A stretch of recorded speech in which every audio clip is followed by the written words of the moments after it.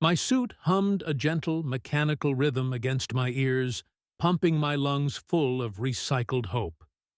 Crouched in the dust of a dead crater, I struck a chemically treated stick, coaxing a flicker of flame to life. It was a stupid idea.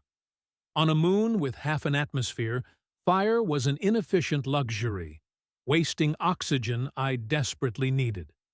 But I lit it anyway.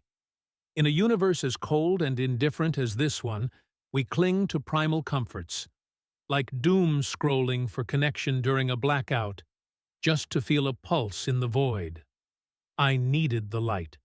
I needed the company, even if that company was just a ghost of heat dying in a vacuum. Then the shadows moved. She approached like a silhouette cut from the fabric of space itself. Slender, deliberate, watching. I squinted through the haze, my hand inching toward the plasma cutter at my belt. She stepped into the firelight, and my breath hitched. She was humanoid, but distinctly other. Silver hair flowing like liquid moonlight, skin pale as alabaster, and eyes, stars above. Her eyes glowed a faint, piercing violet. She looked like an elf that had wandered out of a fantasy novel and into a high-tech nightmare. "If you're here to eat me," I stammered, voice cracking, "just know I'm high in sodium and low on morale." She didn't attack. She smiled, a small, tragic expression that carried the weight of centuries. "I haven't felt warmth in 1,000 years," she whispered. Her voice was velvet, lined with ice. Her name was Virexa.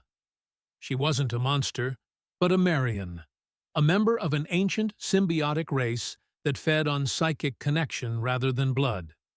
When their suns dimmed and wars ravaged their sector, they chose to sleep in cryovaults beneath the surface, waiting for a dawn that never came.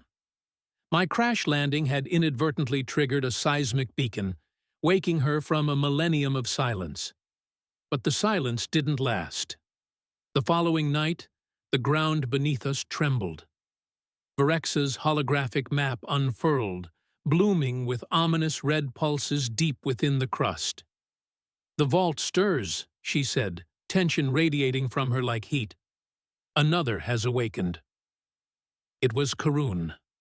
Once their philosopher king, he had succumbed to a dark ideology.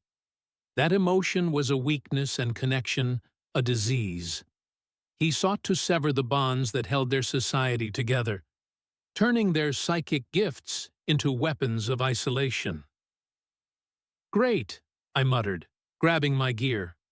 "I crash land, wake the space vampire queen, and now we have to fight an ancient psychic death god.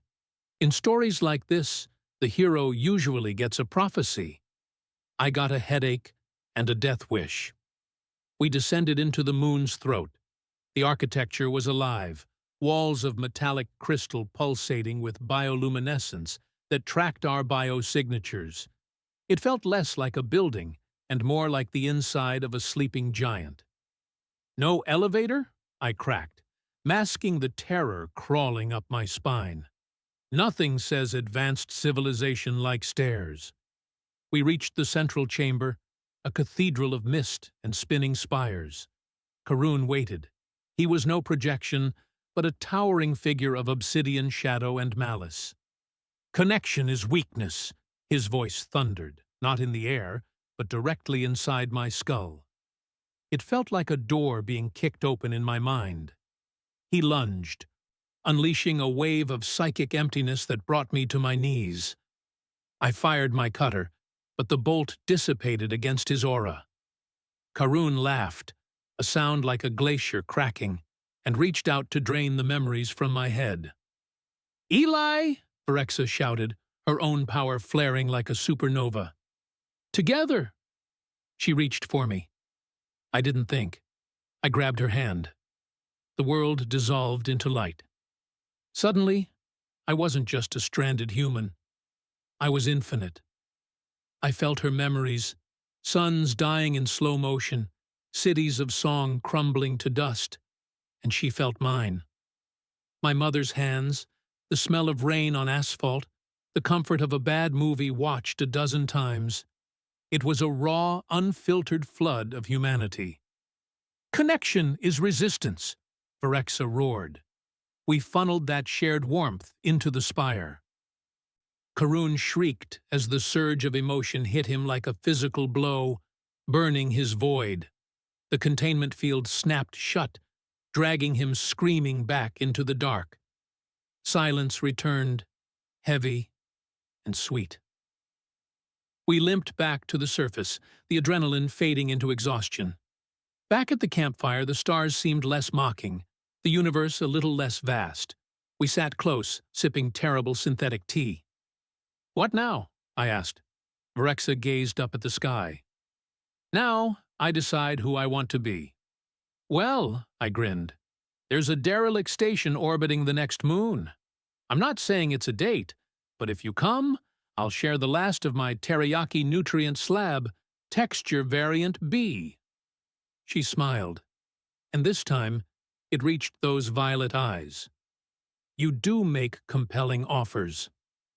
In that moment, beneath the watching stars, the cold vacuum of space felt just a little bit warmer.